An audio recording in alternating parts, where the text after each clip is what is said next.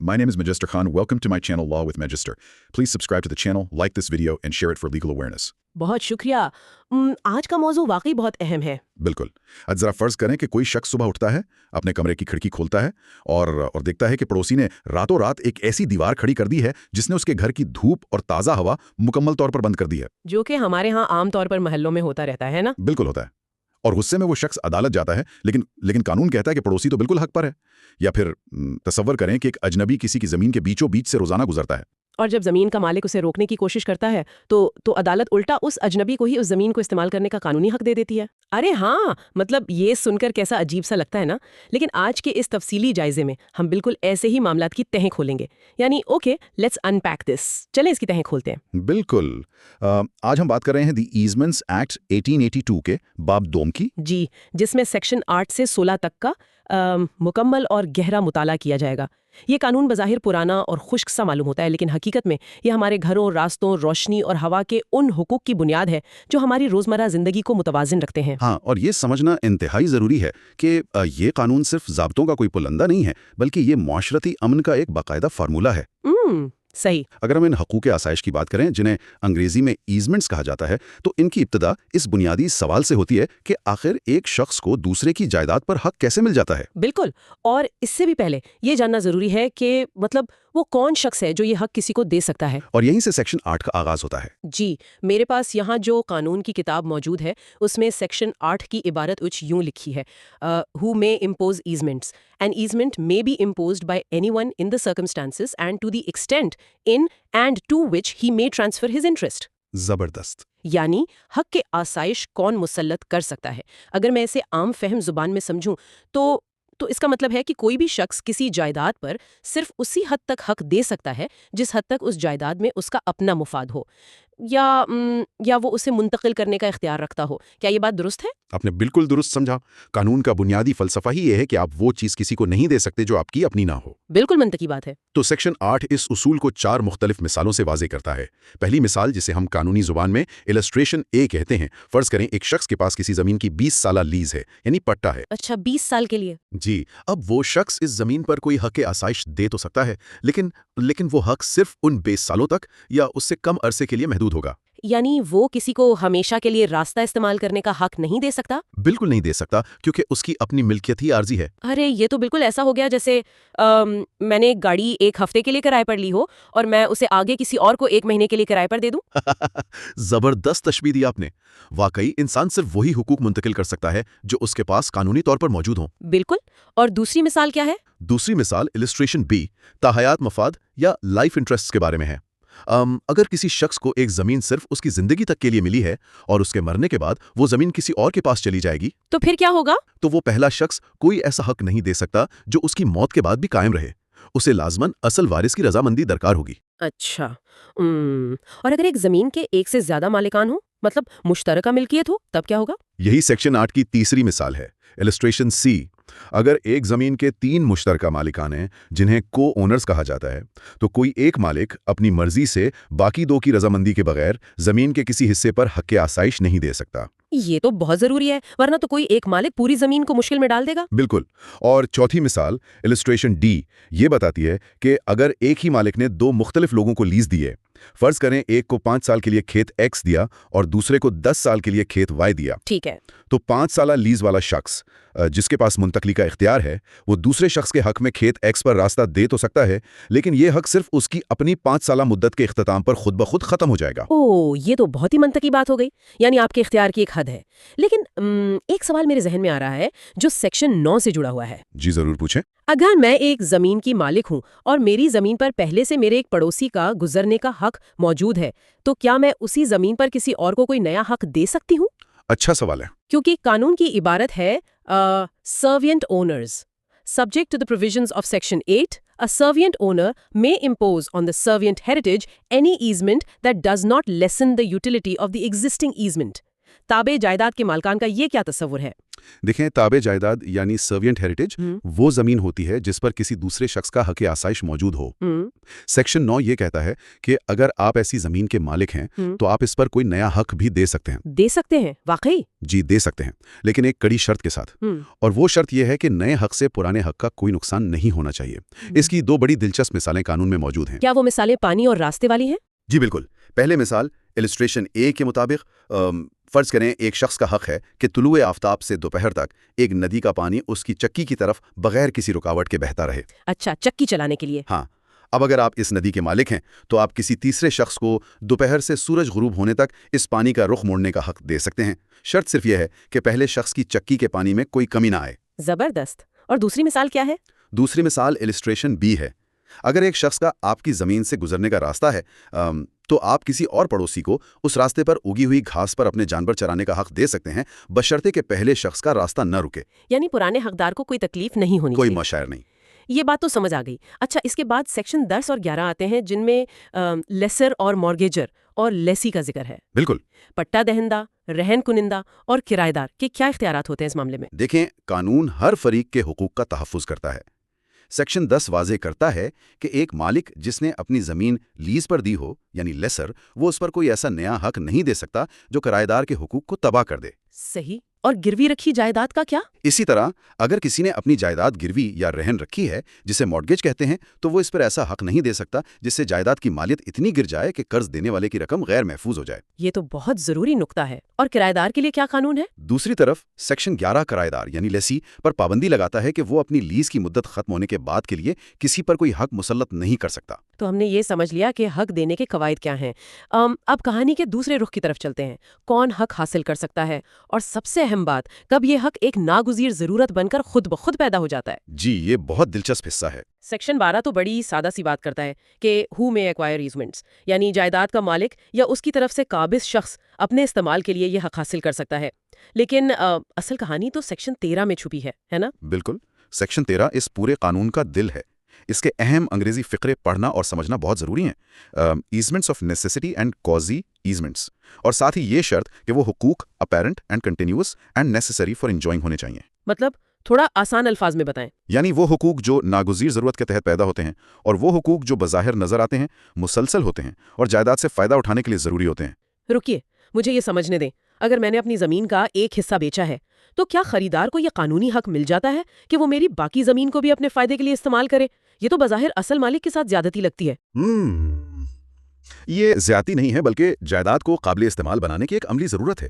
اسے سمجھنے کے لیے ہم قانون کی ان 14 مثالوں پر نظر ڈالتے ہیں جو اے سے لے کر این تک پھیلی ہوئی ہیں۔ 14 مثالیں؟ یہ تو کافی تفصیل ہے۔ جی، ان مثالوں کو اگر ہم ایک محلے یا گاؤں کی کہانی میں ڈھالیں تو بات بالکل صاف ہو جائے گی۔ تو چلیں اس کی تہ کھولتے ہیں۔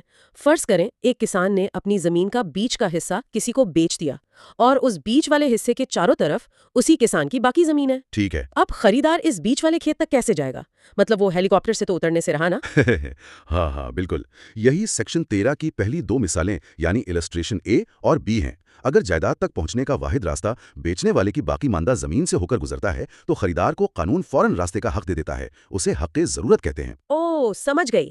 اور السٹریشن بی کیا کہتی ہے؟ اسی طرح اگر کوئی شخص اپنا کھیت بیچ دے لیکن اندر والا حصہ اپنے پاس رکھ لے جس تک راستہ نہ ہو تو بیچنے والے کو خریدار کی زمین سے راستہ مل جائے گا۔ اچھا، مطلب دونوں صورتوں میں راستہ ملنا لازمی ہے۔ یہ تو راستے کی بات ہو گئی، لیکن روشنی اور ہوا کا کیا معاملہ ہے؟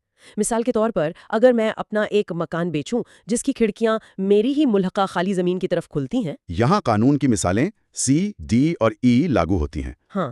اگر مکان فروخت کیا گیا ہے اور اس کی کھڑکیوں سے آنے والی روشنی اور ہوا اس مکان کے استعمال کے لیے ضروری ہے تو خریدار کو روشنی کا حق مل جائے گا۔ تو کیا میں اپنی ہی خالی زمین پر کل کو کوئی دیوار نہیں بنا سکتی؟ جی بالکل۔ آپ بیچنے والے ہونے کے ناطے بعد میں اپنی خالی زمین پر ایسی کوئی دیوار نہیں کھڑی کر سکتی جو اس روشنی کو اندھیرے میں بدل دے۔ ارے، اور اگر میں بعد میں وہ خالی زمین کسی تیسرے شخص کو بیچ دوں تو کیا وہ دیوار بنا سکتا ہے؟ نہیں، وہ تیسرا شخص بھی روشنی نہیں روک سکتا۔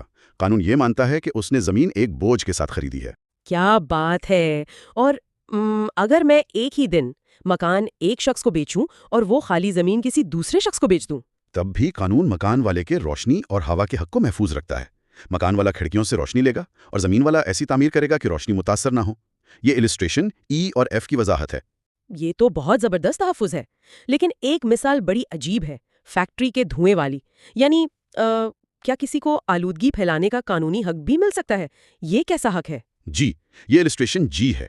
बज़ाहिर अजीब लगता है, लेकिन अगर एक शख्स अपनी ज़मीन पर बनी हुई कोई फैक्ट्री बेचता है और वो फैक्ट्री बरसों से चल रही है, तो खरीदार को ये कानूनी हक मिल जाता है कि वो फैक्ट्री से निकलने वाले धुएं और बुखारात से इर्द गिर्द की हवा को आलूदा कर सकता है। वाकई? लेकिन ऐसा क्यों? क्योंकि कानून उसे एक ज़ाहिरी और मुसलसल ज़रूरत तस्लीम करता है, वरना फैक्ट्री तो खरीदी ही नहीं जा सकती ना, अगर उसे चलाने की इजाज़त ही ना हो। हाँ, ये भी है। और इसी तरह मुश्तरका नालियों और गटर का मसला भी होगा, जो पुराने शहरों और गुंजान आबादियों में अक्सर होता है ना? बिल्कुल। इलस्ट्रेशन एच के मुताबिक अगर एक शख्स के पास 2 जुड़े हुए घर हैं जिनके दरमियान नालियां मुश्तरक हैं, अब वो एक घर बेच देता है तो दोनों घरों को एक दूसरे की नालियों से मुस्तफीद होने का हक उसी तरह हासिल रहेगा जैसे फरोख्त से पहले था। यानी कोई एक शख्स ये नहीं कह सकता कि मैं अपनी तरफ की नाली बंद कर रहा हूँ? जी नहीं, बिल्कुल नहीं कह सकता। ये रोजमर्रा के झगड़ों का बहुत ही शानदार हल है। वाकई शानदार हल है। और अगर 2 इमारतें एक दूसरे के साथ जुड़ी हुई हों, इमारतों का सहारा भी तो एक दूसरे पर होता है ना? उसे तरफी सहारा या लैटरल सपोर्ट कहते हैं। कानून की मिसालें आई, जे और के इसी बारे में है। अगर 2 जुड़ी हुई इमारतों का मालिक एक इमारत बेच दे तो दोनों इमारतों को एक दूसरे से जो सहारा मिल रहा है वो कायम रहेगा। मतलब आप अपनी इमारत को गिराकर दूसरे की इमारत को खतरे में नहीं डाल सकते। बिल्कुल दुरुस्त। और अगर जमीन मकान बनाने के लिए लीज पर दी जाए तो मकान बनाने वाले को जमीन के नीचे से और इतराफ से वो तमाम सहारा हासिल करने का कानूनी हक है जो मकान खड़ा रखने के लिए दरकार हो। और मैं देख रही हूँ कि कानून सिर्फ अफराद तक महदूद नहीं है। इलस्ट्रेशन एल में रेलवे कंपनी का जिक्र है। जी, हुकूमती मंसूबों पर भी यही उसूल लागू है। अगर रेलवे कंपनी जमीन हासिल करती है पटरी बिछाने के लिए तो उसे मुल्हका जमीन से वो तमाम सहारा लेने का हक है जो पटरी को महफूज रखे। चलें, जमीन से जरा ऊपर चलते हैं। अगर एक 2 मंजिला मकान की तकसीम हो रही हो, निचली मंजिल एक शख्स को मिले और ऊपरी मंजिल दूसरे को, तो क्या होगा? ये हमारी आखिरी 2 मिसालें हैं, एम और एन। ऊपरी मंजिल के मालिक को निचली मंजिल से जो आमूदी सहारा यानी वर्टिकल सपोर्ट मिल रहा है वो उसका कानूनी हक बन जाता है ताकि छत न गिरे। और अगर मकान किसी कारोबार के लिए किराए पर दिया जाए? तो किरायादार को उस कारोबार की मुनासबत से जायदाद इस्तेमाल करने के तमाम जरूरी हकूक मिल जाते हैं। कानून हकीकत पसंद है, लेकिन जब रास्ते की जरूरत पेश आ जाए तो ये रास्ता तय कौन करेगा? मतलब क्या हकदार अपनी मर्जी से दूसरे के बगीचे के बीचों बीच बुलडोजर चला सकता है कि भाई ये मेरा रास्ता है? सेक्शन 14 इसी पर बात करता है, direction of way of necessity. हाँ, आपका सवाल बहुत दिलचस्प है। सेक्शन 14 वाजे करता है कि बुलडोजर चलाने की इजाजत हरगिज नहीं है। जब जरूरत के रास्ते का हक पैदा होता है तो सबसे पहले रास्ता मुतय्यन करने का इख्तियार जायदाद मुंतकिल करने वाले यानी बेचने वाले के पास होता है। अच्छा, तो बेचने वाला फैसला करेगा पहले? जी, वो अपनी जमीन के किसी ऐसे हिस्से से रास्ता देगा जो उसके लिए कम से कम नुकसानदेह हो, लेकिन साथ ही वो रास्ता इस्तेमाल करने वाले के लिए मुनासिब और काबिले इस्तेमाल भी हो। और अगर जमीन देने वाला जिद में आ जाए और रास्ता ना दे, फिर वो रास्ता मुतय्यन करने से इनकार करे या गफलत बरते, तो फिर कानून हकदार शख्स को यानी डोमिनेंट ओनर को ये ताकत देता है कि वो खुद अपने लिए रास्ता मुंतखब कर ले। कानून किसी को लटका कर नहीं रखता। जबरदस्त। तो यहाँ तक हमने समझा कि हक कौन देता है और जरूरत के तहत हक कैसे पैदा होता है। अब कहानी के तीसरे और सबसे सनसनीखेज हिस्से की तरफ आते हैं। बिल्कुल, सेक्शन 15। जी, सेक्शन 15। अगर कोई वाज़े मुआहदा ना हो और ना ही जमीन मुंतकिली की कोई मजबूरी हो, तो क्या महज एक लंबे अरसे तक किसी रास्ते या रोशनी का इस्तेमाल करने से वो कानूनी हक बन सकता है? जवाब है 100% जी हाँ। इसे वक्त की ताकत कहते हैं और कानूनी इस्तिलाह में ये एक्विजिशन बाय प्रिस्क्रिप्शन कहलाता है। इस सेक्शन के अल्फाज बहुत नपे तुले हैं।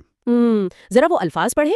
अंग्रेजी में पढ़ें तो पीसफुली एंड ओपनली एंजॉयड और as an easement and as of right without interruption and for 20 years. यानी पुरअमन तौर पर और खुलेआम इस्तेमाल किया गया हो, बतौर हक की आसाइश किसी हक के तौर पर, बगैर किसी रुकावट के, और पूरे 20 साल तक।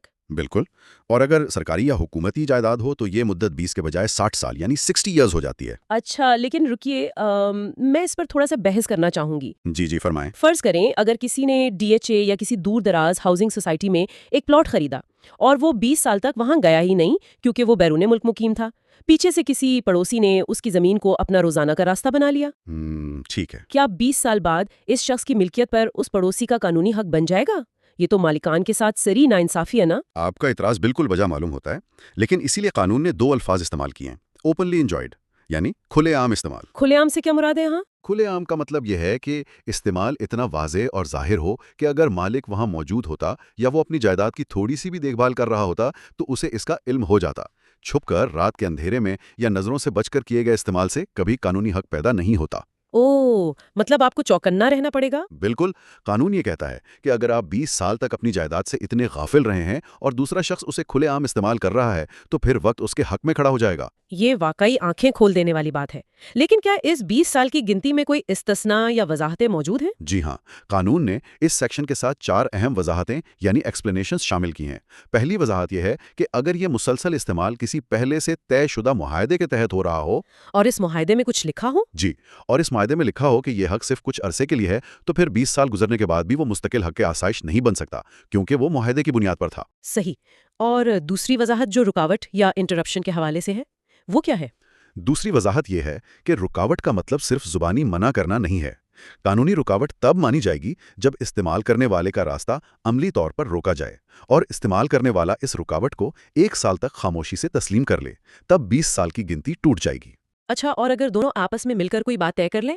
تو وہی تیسری وضاحت ہے۔